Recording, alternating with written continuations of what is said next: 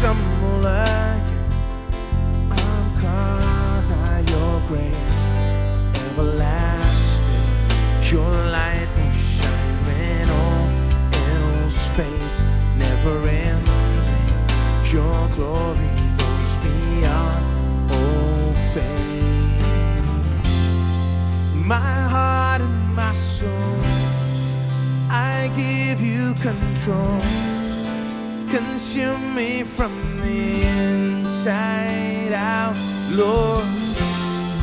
Let justice and praise become my embrace, to love you from the inside out.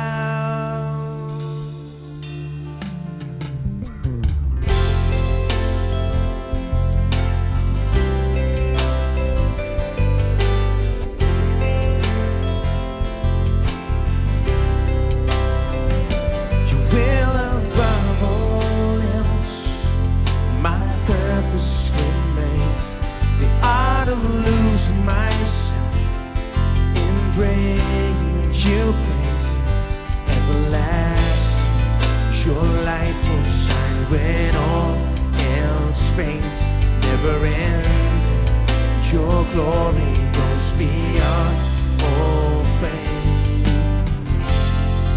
My heart and my soul, I give you control. Consume me from the inside out, Lord. Let justice and praise become my embrace, to love you from the inside out.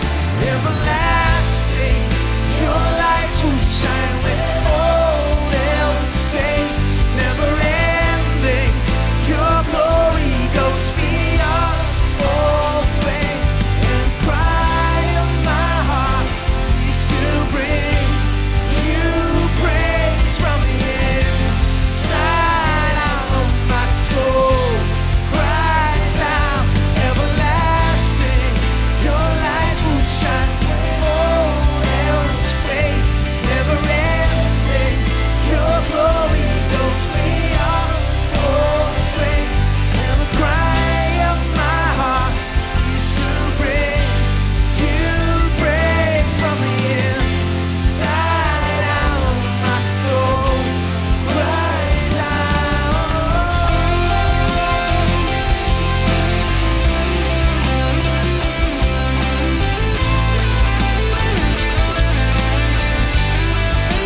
Oh, my soul cries out to you, O Lord.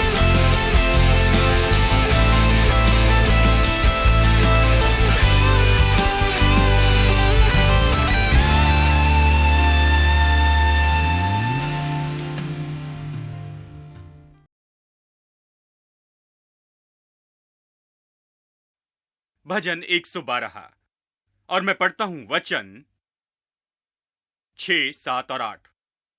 वो तो सदा तक अटल रहेगा, धर्मी का स्मरण सदा तक बना रहेगा। वो बुरे समाचार से नहीं डरता, उसका हृदय यहोवा पर भरोसा रखने से स्थिर रहता है, इसलिए वो न डरेगा, वरन अपने शत्रुओं पर दृष्टि करके संतुष्ट होगा। हम इस विषय पर सिखा रहे हैं अपना दिल परमेश्वर के वचन पर स्थापित करना। भजन 112 इसके बारे में सिद्ध चित्र है। इसे देखते रहें और आप इसके जैसे ज्यादा और ज्यादा होगे। आप इस रूप में बदलते जाएंगे, आप इस स्वरूप में बदलते जाएंगे। बहुत से लोग नहीं जानते कि क्या होना चाहिए, इसलिए जो होना चाहिए नहीं होते हैं। आपको ऐसा होना चाहिए। ये आप हैं, ये यीशु है, ये परमेश्वर के स्त्री और पुरुष है जिसके बारे में वचन में हम पढ़ते हैं। ये यहां बताया है, आपको ये स्वरूप सामने रखना है। इस व्यक्ति के बारे में सबसे सुंदर बात यह है जो भजन 112 में बताया गया है, ये उसका दिल है। देखिए, दिल की खास बात है। अगर दिल स्थापित है, स्थिर है, प्रभु पर भरोसा रखता, वो हिलाया नहीं जाता, वो नहीं डरता, वो परेशान नहीं। दिल की दशा उस व्यक्ति को इतना सफल बनाती है और इतना अद्भुत है। दिल का अर्थ भीतरी मनुष्यत्व, मनुष्य की आत्मा। ये भीतरी मनुष्यत्व की दशा है। आप भीतर में कैसे हैं? आपकी आत्मा में क्या है? क्या आपके दिल में और आत्मा में बल है? अब आप भीतर से कैसे मजबूत होते हैं? आप अपना दिल मजबूत कैसे बना सकते हैं, इस पर हम चर्चा कर रहे हैं। आपको दिल में कुछ सत्य रखने होंगे। एक तो नई सृष्टि का सत्य है कि आप नई सृष्टि हैं। भूतकाल को भूल जाए, अपने भूतकाल की असफलता में बने न रहें।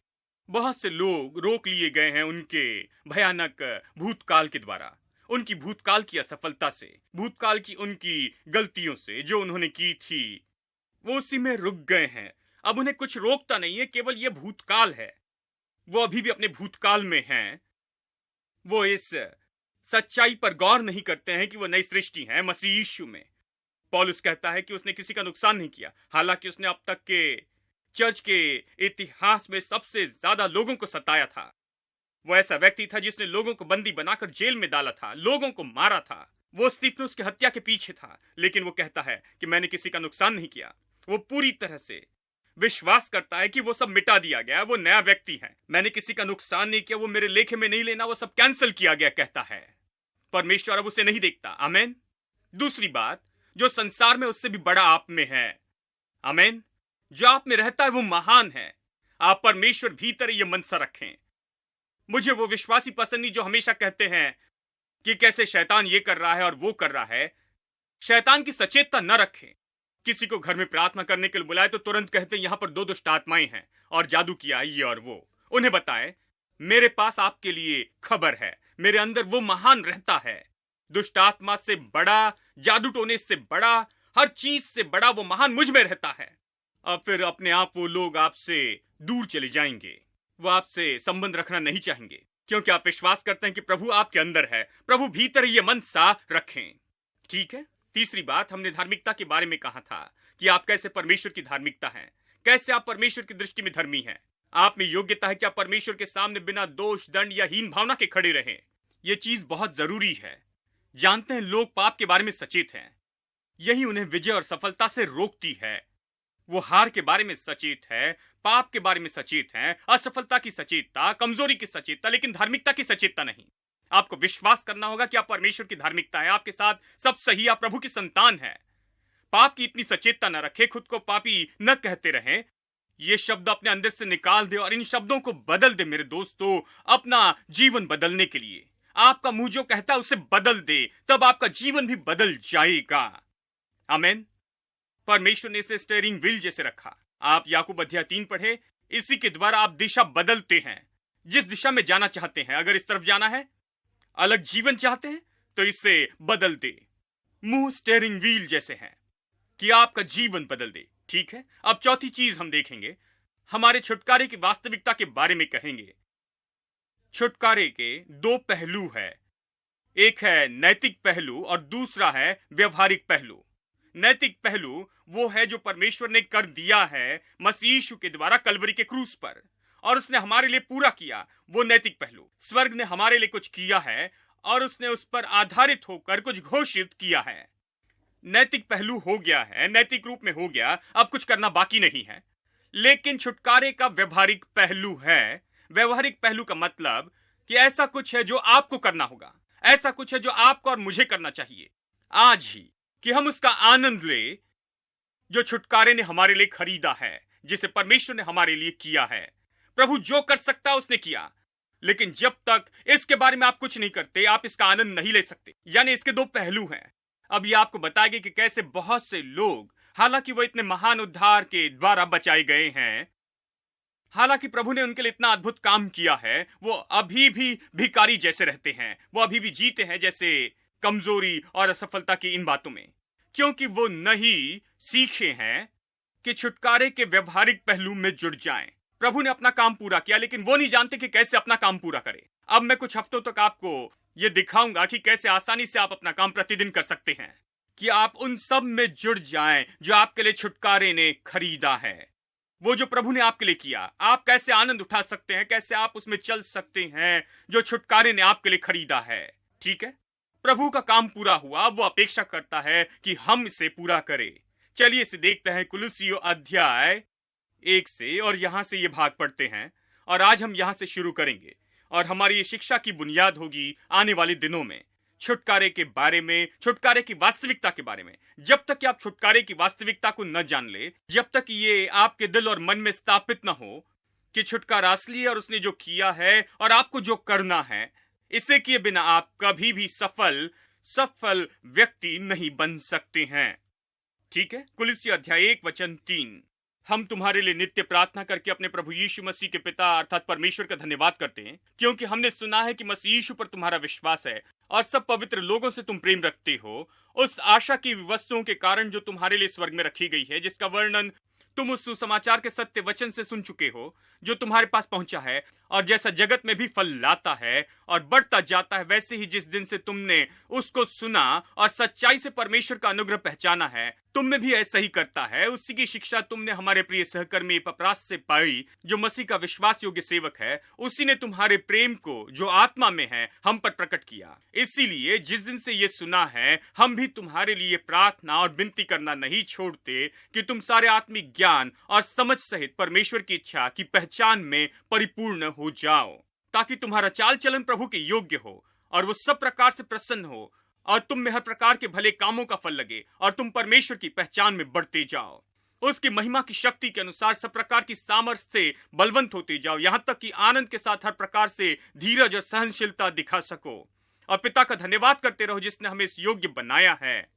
ये एक बहुत ही सरल अनुवाद है। जिसने हमें इस योग्य बनाया है कि ज्योति में पवित्र लोगों के साथ मिरास में सहभागी हो, उसी ने हमें अंधकार के वश से छुड़ाकर अपने प्रिय पुत्र के राज्य में प्रवेश कराया, जिसमें यानी उसके लहू में हमें छुटकारा अर्थात पापों की क्षमा प्राप्त होती है।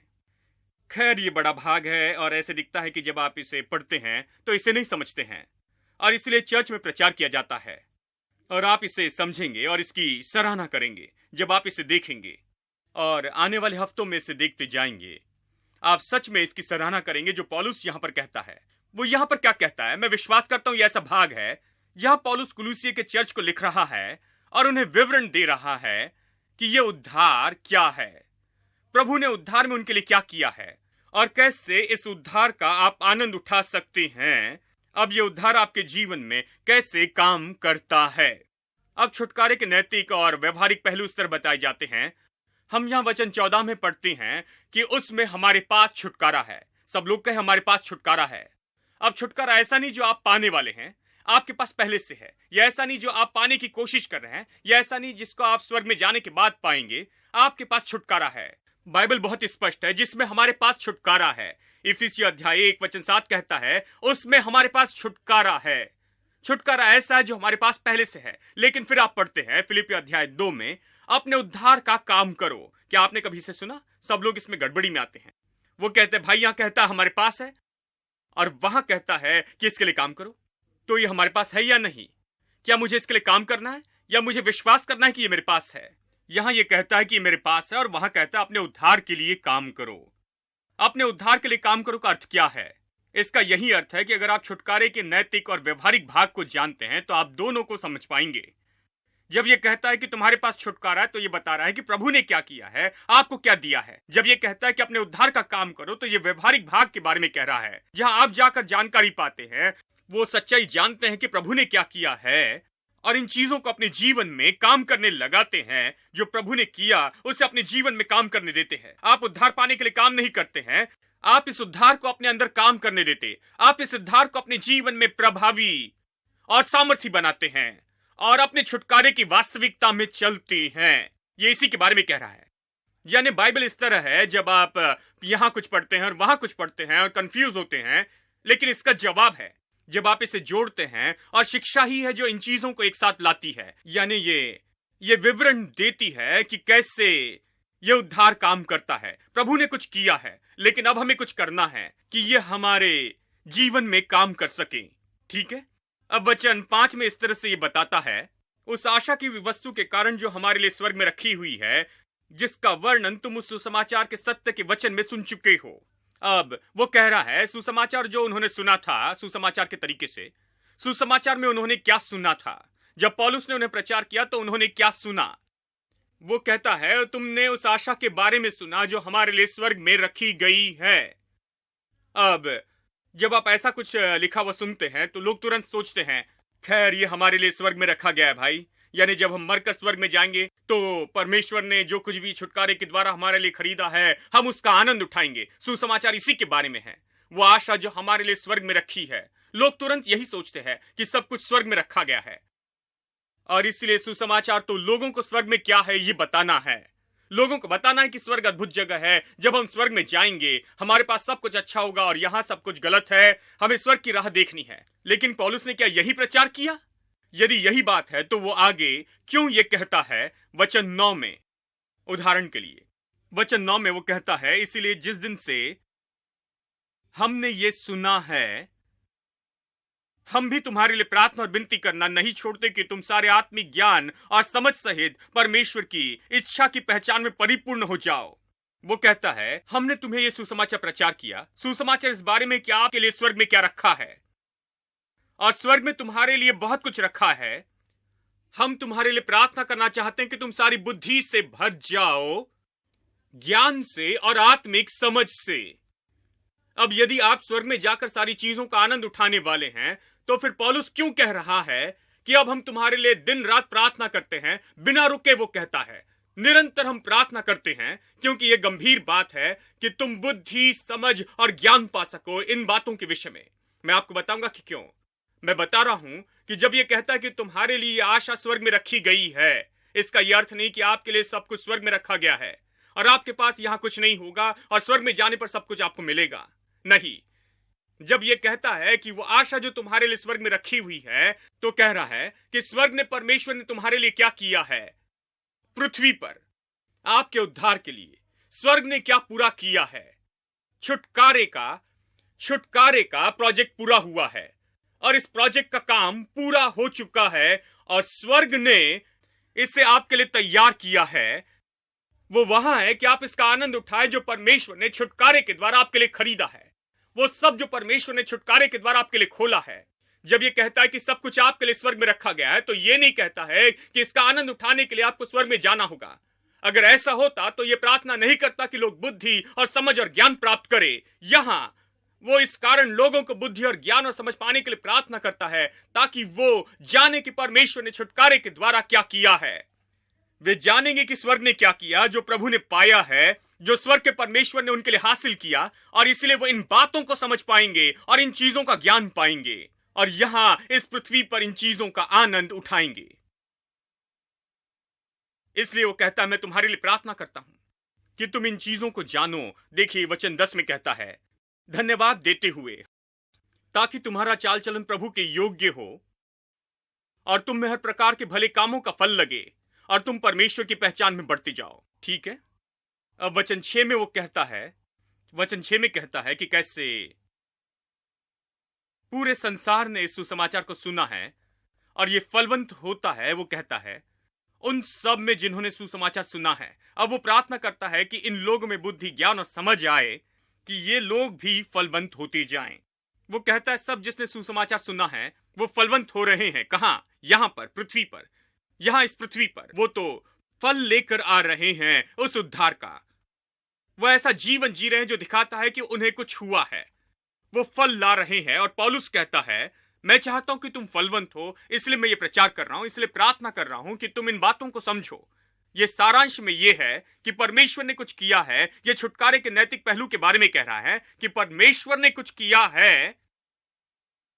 स्वर्ग के परमेश्वर ने हमारे लिए कुछ किया है और ये सब हमारे लिए रखा गया है। ये स्वर्ग में नहीं रखा कि स्वर्ग में जाकर इसका आनंद उठाएं। ये सब हमारे लिए रखा गया है। स्वर्ग के परमेश्वर ने सब कुछ पूरा किया है और हमारे लिए रखा गया है। वो हमारी राह देख रहा है कि हम उसे लेकर उसका आनंद उठाएं, और वो चाहता है कि आपके पास बुद्धि और ज्ञान और समझ हो कि आप उन चीजों को लेकर उसमें चलने लगे, उसका आनंद उठाएं और इस जीवन में फल लेकर आए। अब वचन 12 देखिए, और पिता का धन्यवाद करते रहो जिसने हमें इस योग्य बनाया है कि ज्योति में, किंग जेम्स कहता है कि खाएं। यह बहुत पुरानी हिंदी है, यानी कुछ अनुवाद इसे इस तरह से कहते हैं परमेश्वर ने हमें योग्य बनाया कि सहभागी हो जाएं। जिसने हमें इस योग्य बनाया कि ज्योति में पवित्र लोगों के साथ मिरास में सहभागी हो जाएं। अब यहां यह ऐसा है जो अद्भुत है। यहां वो कह रहा है ठीक है, छुटकारा, परमेश्वर ने छुटकारे के द्वारा कुछ किया है, आपके लिए कुछ रखा गया है, आपके लिए बहुत कुछ रखा गया है, इसलिए प्रार्थना करता है कि तुम इसे समझ सको कि तुम्हारे लिए रखा गया है। ये सब वहां है कि तुम आनंद उठाओ, ये सब वहां है कि आप उसे वहां प्राप्त न करें लेकिन यहां प्राप्त करें। और इसलिए हम तुम्हारे लिए प्रचार करते, वो कहता है। और ये केवल तुम्हारे लिए रखा ही नहीं गया, लेकिन प्रभु ने एक और काम किया है। प्रभु ने हमें योग्य बनाया कि हम संतों के साथ में उस विरासत में सहभागी हो जाएं। इसका अर्थ है कि परमेश्वर ने सारे संत, प्रभु के सारे चुने हुए लोग, प्रभु की सारी संतान, उनके पास विरासत है।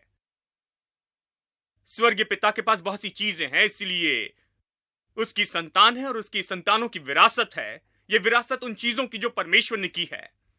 तो वो कहता है कि परमेश्वर ने हमें योग्य बनाया कि हम उसके वारिस हो जाएं। परमेश्वर ने हमें उस विरासत के भागी होने के योग्य बनाया। अब यह ऐसी बात है जो मेरे लिए दिलचस्प है, क्योंकि यह इस तरह क्यों कहता है। इसका अर्थ है, वो कहता है कि सब कुछ वहां पर है, लेकिन उसे पाने का एक ही तरीका है। यह नहीं कि प्रभु आकर उसे आपके गले में उतारे, कहे कि मैंने तुम्हारे लिए ये रखा है, तुम्हें यह लेना होगा। परमेश्वर आपको केवल उसे पाने के योग्य बनाता है। हेलो, प्रभु केवल आपको योग्य बनाता है। प्रभु आपको उस जगह रखता है कि आप विरासत पाएं, लेकिन आपको विरासत पाना होगा। आपको इसे लेने का काम करना है, आपको जाकर इसे लेकर प्राप्त करना है, आनंद उठाना है। प्रभु ने आपको योग्य बनाया। सब लोग कहे प्रभु ने योग्य बनाया है। इसका अर्थ है वो आपको योग्यता देता है, योग्यता दी है, लेकिन वो इसे आपके मुंह में नहीं डालता। वो आपको ऐसी जगह पर लाता है, आपको ऐसी जगह पर रखता है जहां प्रभु ने आपके लिए जो भी रखा है उसका आनंद उठा सके। लेकिन फिर वो आपको योग्य बनाता है। उसने आपको योग्य बनाया है। अब आप योग्य हैं, पहले योग्य नहीं थे। पहले आप पाप में बंधे थे, शैतान से बंधे थे, आप पाप और शैतान के गुलाम थे। लेकिन अब वचन 13 कहता है, उसने हमें अंधकार से छुड़ाया है, उसने हमें अपने प्रिय पुत्र के राज्य में ज्योति में लाया है। यानी उसने आपको एक राज्य से दूसरे राज्य में लाया है।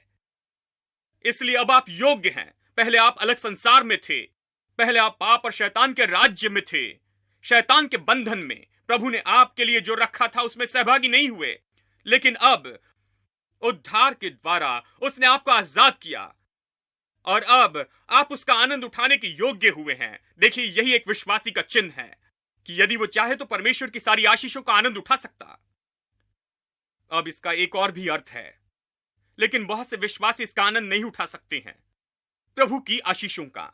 मैं समझाता हूं कि क्यों बहुत से विश्वासी अपना पूरा जीवन जीते हैं और कभी प्रभु की आशीष का आनंद नहीं उठा सकते। क्योंकि उन्हें केवल योग्य बनाया गया है, और यदि वो चाहे तो जाकर आनंद उठा सकते हैं। उसे गले में उतारा नहीं जाएगा, उसे सिर पर नहीं रखा जाएगा, ये उन्हें जबरदस्ती नहीं दिया जाएगा। उन्हें इसे लेना होगा। जब तक वो इसे न ले तो वो कुछ भी नहीं पा सकते हैं। प्रभु आपको केवल योग्य बनाता है। आपके उद्धार में उसने यही किया। क्या होता है, प्रभु आता है और अचानक आपको आजाद करता है, और अब आप यीशु को प्रभु और उद्धारकर्ता स्वीकार कर सकते हैं। वो आपकी समझ की आंखें खोलता है, विश्वास करने की योग्यता देता है कि विश्वास के कदम उठाएं, कि विश्वास करें और यीशु को अपना प्रभु और उद्धारकर्ता स्वीकार करें। आप इसे स्वीकार करें अपनी इच्छा से। आप इसे स्वीकार करें क्योंकि विश्वास करने के लिए उसने आपको आजाद किया कि आप उसे स्वीकार करें। उसने आपके अंदर काम किया, आपको योग्य बनाया है। अब आप उस मौके को पकड़े रहे और कहें, हां, मैं इस मौके को लूंगा और उस पर विश्वास करूंगा। ठीक है, इसी तरह उद्धार पाया, चंगाई ऐसी चीज है जहां आपको योग्य बनाया है कि आप चंगाई ले ले। इसके लिए जबरदस्ती नहीं की गई, आप इसे लेने योग्य बने हैं। चाहे आप इसे ले या न ले, आप इसे ले सकते हैं या छोड़ सकते हैं। बहुत से विश्वासी छोड़ देते हैं, तो उनके पास ये नहीं है। आप इसे ले सकते हैं। मैं आपको बताऊंगा कि कैसे इन चीजों में हम प्रभु की आशीषों में चल सकते हैं। संपन्नता आपकी है। आप संतों की विरासत में भागी होने योग्य हैं। आप योग्य हैं, इसे पा सकते हैं। अगर चाहे तो ले सकते हैं, अगर चाहे तो ले सकते हैं। यह संभव नहीं है, लेकिन केवल इसी तरह पा सकते हैं कि आप इसके लिए कुछ करें। और यह छुटकारे का व्यवहारिक पहलू है। ठीक है, दो पहलू हैं, नैतिक और व्यवहारिक पहलू, और यह पूरा भाग इसी के बारे में है। यह बताता है कि प्रभु ने क्या किया और उसने क्या जमा कर रखा। और वह इस भाषा का उपयोग करता है कि स्वर्ग में रखा गया है, स्वर्ग में रखा है। स्वर्ग के परमेश्वर ने सारी चीजें आपके लिए रखी है। अब इसका आनंद लेने के लिए क्या करना चाहिए? पौलुस कहता है, मैं प्रार्थना करता हूं कि तुम इसे समझो, तुम इसे समझो और इन चीजों का ज्ञान प्राप्त करो कि आप इसे ले सके, क्योंकि आपने इसे लिए बिना आप कुछ प्राप्त नहीं कर सकते। क्या यह अद्भुत नहीं कि प्रभु ने हमें आजाद किया और हमें योग्य बनाया है, और फिर उसने हमें बहुत कुछ दिया है, उसने हमें वचन दिया है। आप इसे पढ़कर देख सकते हैं, मैं कुलुस्सी में पढ़ सकता हूं। सब कुछ मेरे लिए रखा गया है स्वर्ग के परमेश्वर द्वारा। उसने वहां बहुत सी चीजें रखी है, मुझे जाकर उन्हें लेना होगा। आमीन। My Lord is wonderful, Jesus. Jesus, my Lord is wonderful, Jesus, my Lord. Isn't he wonderful, wonderful, wonderful? Isn't Jesus my Lord wonderful? Eyes have seen, ears have heard, it's recorded in God's word. Isn't Jesus my Lord wonderful? Isn't he wonderful, wonderful, wonderful? Isn't Jesus my Lord wonderful? Eyes have seen, ears have heard, it's recorded in God's word. Isn't Jesus my Lord wonderful?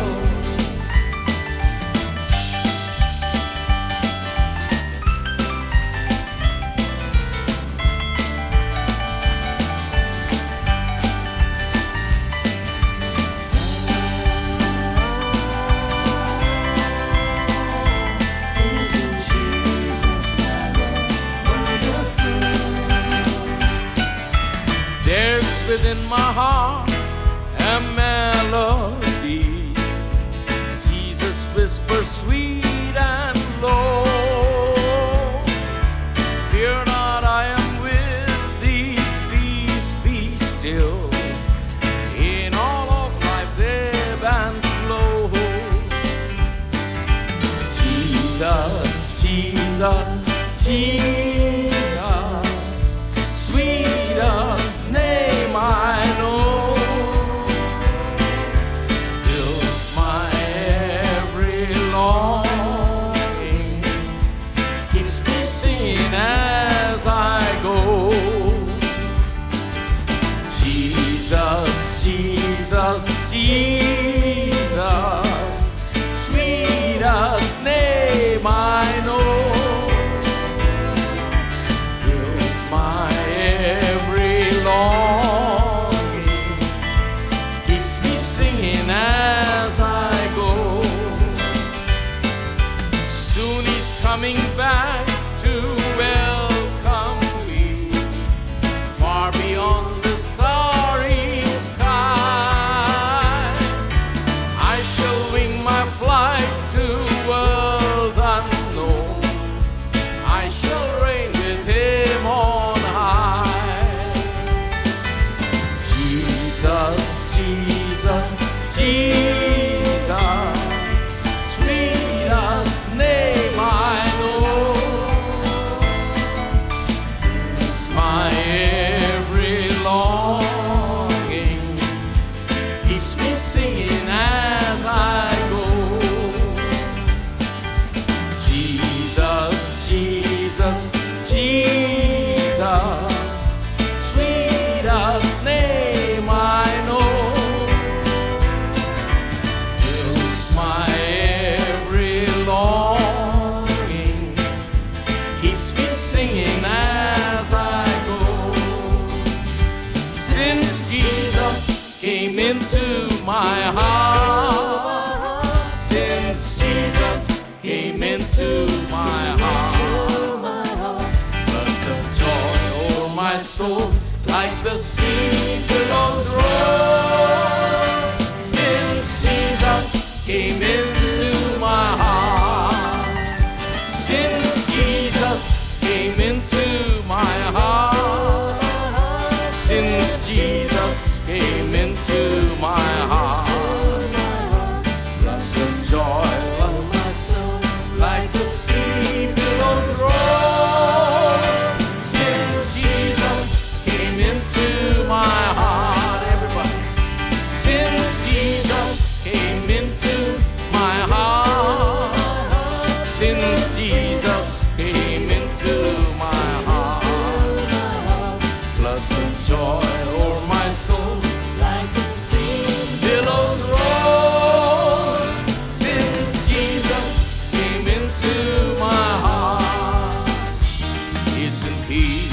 Wonderful, wonderful, wonderful.